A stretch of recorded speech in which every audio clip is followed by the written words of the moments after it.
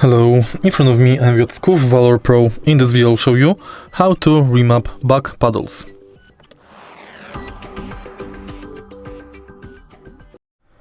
In the beginning, select user profile by pressing profile button. We've got 3 profiles selection. Now, press and hold profile button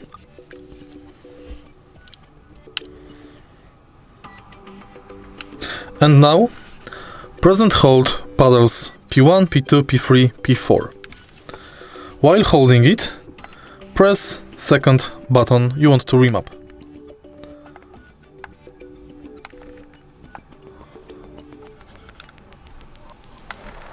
You will hear and feel vibration. Now press profile button to confirm your choice.